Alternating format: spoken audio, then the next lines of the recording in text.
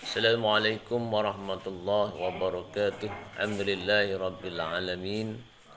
Wassalatu wassalamu ala sayyidil mursalin wa ala alihi wa sahbihi ajma'in. Rabbi shrah li sadri wa yassir li amri wahlul 'uqdatam min lisani yafqahu qawli. Wasaddid lisani wahdi qalbi bihaqqi sayyidina Muhammad sallallahu alaihi wasallam. ولا حول ولا قوة إلا بالله العلي العظيم ولا حول ولا قوة إلا بالله العلي العظيم ولا حول ولا قوة إلا بالله العلي العظيم. InsyaAllah kita sambung lagi berkenaan dengan pembahagian ataupun agihan daging korban. Sebagaimana kita tahu, korban ini ada dua jenis, iaitu korban wajib dan korban sunat. Manakala bagi korban wajib, semua daging korban termasuk tanduk dan kulitnya wajib disedekahkan. Kemudian korban sunat agihan yang secara mudah adalah kita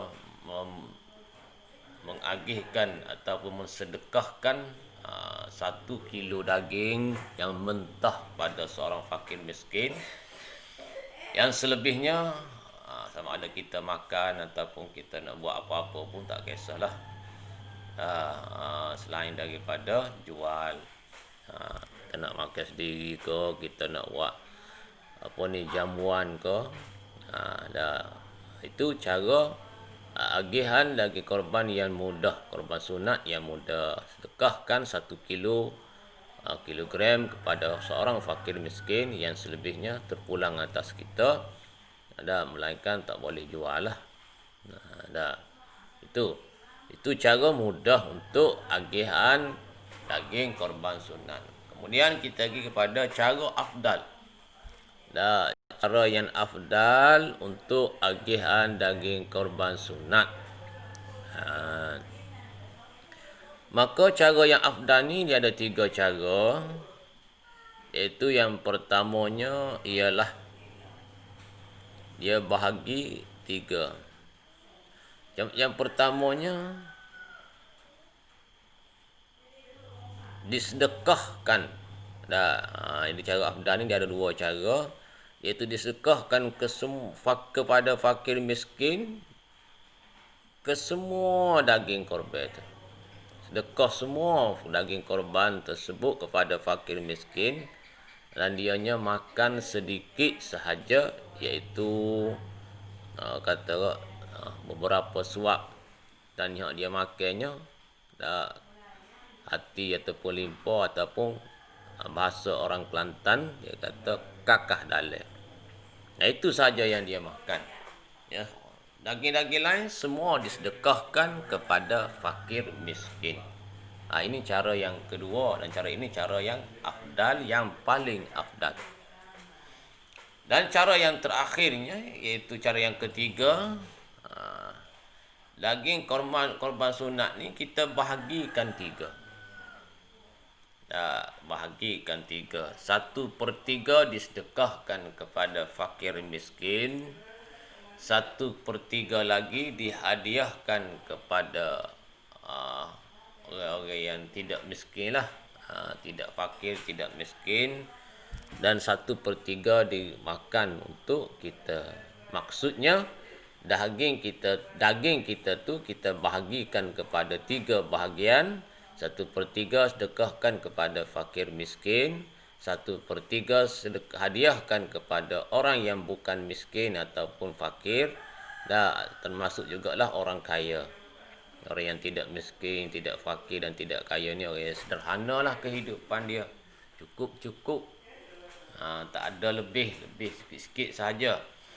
Dan yang ketiganya, bahagian yang ketiganya, ini 1/3 daripada bahagian tersebut kita gunakan, kita makan untuk diri kita sendiri. Itu cara yang kedua, ataupun cara yang afdal. Cara yang peringkat yang ketiga sebenarnya. Peringkat yang kedua afdal ini ialah kita makan 1/3 daripada daging tersebut, daging korban itu, sebab kita bahagikan kepada 3 bahagian. Kita makan 1/3 daripada daging korban tersebut, 2/3 lagi kita sedekahkan kepada fakir miskin. Jadi dipaham daripada sini bahawasanya agihan daging korban sunat yang afdal. Apa maksud yang afdal? Yang lebih pahalanya berbanding dengan cara agihan yang pertama, iaitu hanya 1 kilogram sahaja kita bagi daging korban itu, daging korban yang mentah itu kepada fakir miskin. Itu cara yang tidak afdal, tapi sudah sah korban kita. Dan ada lagi cara yang afdal untuk kita agihkan daging korban ini kepada fakir miskin dan orang kaya. Maka caranya dia ada 3. Saat inilah sebagaimana disebut saat ini. Yang pertamanya, kita sebagai orang yang berkorban ini makan sedikit saja. Sekadar setengah kilo ke, ataupun beberapa ketul saja. Kemudian selebihnya kita sedekahkan kepada fakir miskin.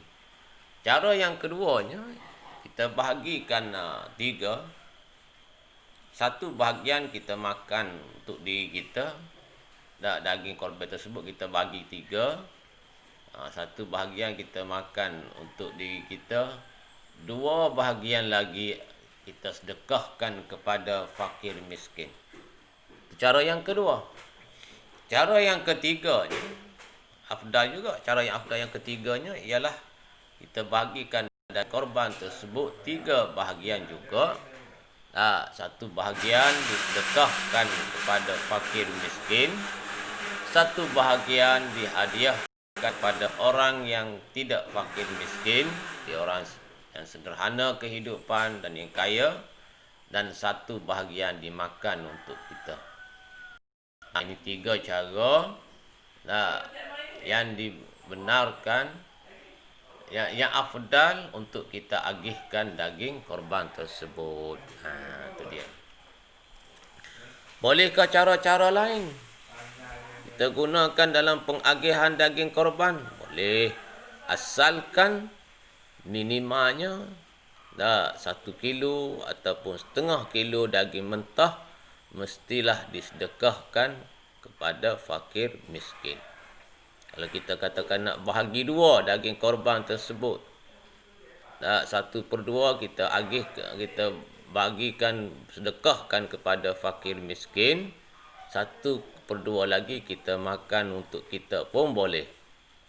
Katakanlah kita nak bahagi 3. 1/3 daripada daging korban tersebut kita sedekahkan kepada fakir miskin. 2/3 daging korban tersebut kita gunakan untuk diri kita. Boleh. Tapi cara ini tidak afdal. Yang afdalnya cara yang sebelum daripada saya sebut tadi, yang bos sebut tadinya, yang 3 cara tu. Itulah 3 cara afdal. Itu.